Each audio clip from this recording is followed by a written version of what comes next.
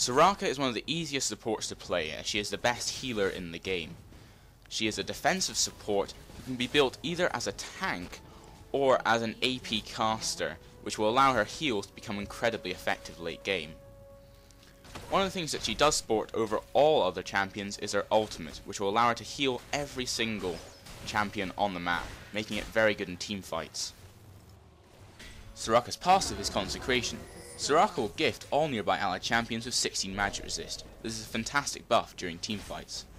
Soraka's Q is Starchild. Soraka will deal a small amount of magic damage to all nearby enemies. It is important to note that the range in this is very small, as well as the damage. As a result, I take this about level 3 or even level 4, and I max it last. Soraka's W is Astral Blessing. Soraka will heal a single allied champion. This can be cast on Soraka herself, and I take this at level 1, maxing it by level 9. Soraka's E is Infuse. This can be cast on either an allied champion or an enemy champion. On an allied champion, it will give them a small amount of mana. On an enemy champion, it will silence the target and deal a small amount of magic damage. It's important to note that Infuse's allied cast cannot be cast on Soraka. I take this about level 2 and max it by level 13. Soraka's ultimate is Wish. Soraka will heal all allied champions, regardless of how far away they are from Soraka. It's important to note that Astral Blessing is actually a far better heal against a single target. However, Wish does get all allied champions, making it a fantastic buff during teamfights. As with all ultimates, I take this at level 6, 11, and 16. In the early game, you should focus mainly on being a defensive power.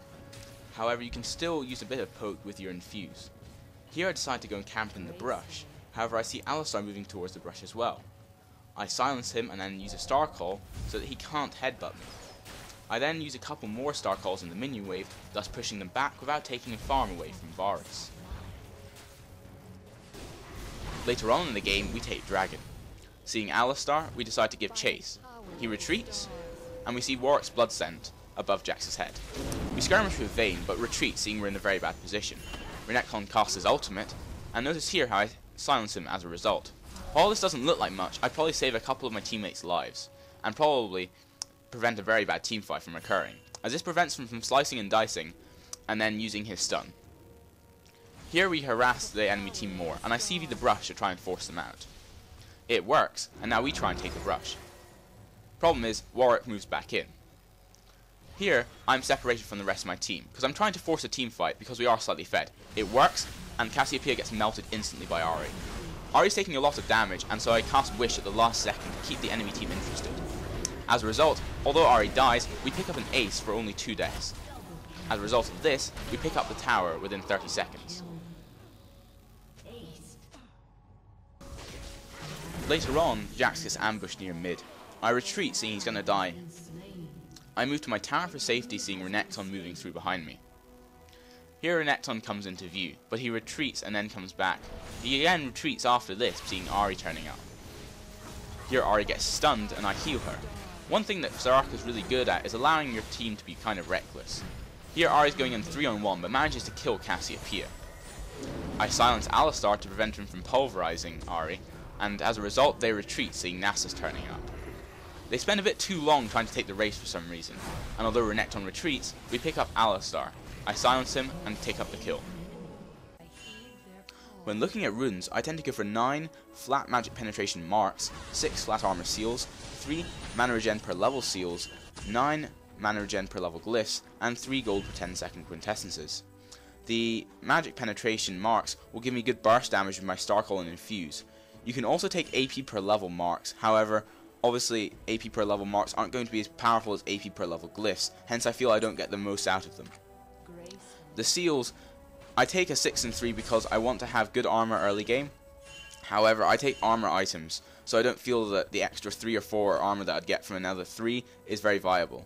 The reason I take the magic regen per level is because late game I will have absolutely no shortage of mana, and early game Soraka isn't overly mana heavy, so I'm not going to have too much mana problems then either. In terms of the magic resist per level glyphs, I take this so I can't get bursted down by the AD carry too quickly in team fights, and the gold per 10 quintessences are going to mean that I don't suffer any money shortages as a result of not being able to farm. This will allow me to buy those really crucial items such as Aegis of Legion and Shirelia's Reverie, while still having enough money for wards. When looking at masteries, I tend to go for an 8-1-21 setup, picking improved CD reduction and AP in offense, as this will give me a good starting base and will also mean that I get 10 CD reduction at the very start of the game when mixed in with my utility. I take the improved summoner heal in defense, as this will allow my heal, which I generally take with Soraka, to be more efficient. In terms of utility, I put most of my masteries into this. I take the increased mana and mana regen, as this will mean that I can burst out all my damage and still retain enough for things like infuse and heal and wish in late game. Also, I take a lot of XP and money. The XP I need so that I can get to that level 16 to get that wish, which is so important in teamfights. The money, again, I need this for crucial items such as Aegis of Legion, Shurelya's Reverie, and even Randuit's Omen, while still having those extra amounts to get things like Oracles and those ever important wards. This I feel is a fantastic build for any Soraka, as it will allow you to have both money, slight tankiness, and good AP and CD reduction. In terms of summoner spells, I always go for CV. This is an incredibly important spell for any support, and I take it for pretty much every support I use. In terms of the other spell, I tend to either go for heal or flash. Sometimes I have been told to go as exhaust. I'm not overly happy about it, but I will do it. Exhaust is very useful as it will help you coordinate ganks better with your jungler. Flash is very useful if you need to get out of bad situations. But I prefer to take heal because with the improved summoner heal and a wish, you're basically giving your teammates around about 600 health in teamfights. I just find that the synergy is just too great to pass up this opportunity.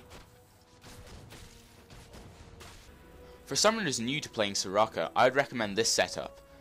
I take an initial Fairy Charm, 3 Sight Wards and 2 Health Potions. This gives me good sustain in my lane and allows me to take a bit of harass without having to go back to base. The 3 Sight Wards is basically the same as having 2 Sight Wards and a Vision Ward, however I lose that bonus of being able to counter ward in the early game. I'm willing to give this up, however, for those extra sustains from the Health Potions. Once you get a bit more experience as playing Soraka, I would however recommend you drop one of the Sight Wards and drop those Health Potions in favour of that Vision Ward. After this, I immediately get Philosopher's Stone, Heart of Gold, KG's Lucky Pick. These 3 items are fantastic for Soraka, as with the extra 5 gold I'm getting from Masteries and Wounds, for doing nothing, I'm getting 3 gold every single second. Obviously, I get the extra 1 gold per second just for being there. I then get Mercury Treads. I feel this is good, and it has a bit of strength over Ninja Tabi, because otherwise I find my magic resist just being a bit too low, and the tenacity is always nice to have. I then go for Aegis of Legion because the aura from this is just one of the most fantastic things I've ever seen, and Aegis of Legion is generally something I would recommend for all supports, particularly defensive ones however. I then get Shurelya's Reverie, which is another key item for all supports, then a Randuit's Omen, which gives me some good tankiness. Then I'll switch my KG's Lucky Pick for a Deathfire Grasp. This is a great way of initiating fights, and really plugging that onto the AD carry can sometimes, especially with lower ranked players, cause them to go into panic when they see a third of their health just drop. If you're looking to push the enemy's Nexus, I would recommend maybe taking a final item such as Will of the Ancients. However, normally I would stop there and allow an extra space for all my wards. The whole idea of this item build is that it gives me a good amount of tankiness, particularly against physical damage, while retaining a good amount of tenacity and a decent amount of AP as well. This I feel is a sort of good hybrid build for Soraka, and is very useful particularly for those players who aren't very experienced with her. The only problem I would say is that there is a lot of items that are active on this. To try and curb that, I would recommend that you always take your items in an order so that your Shurelya's will always be in slot 1, your Randuit's in slot 2, and your KG's Lucky Pick in slot 3.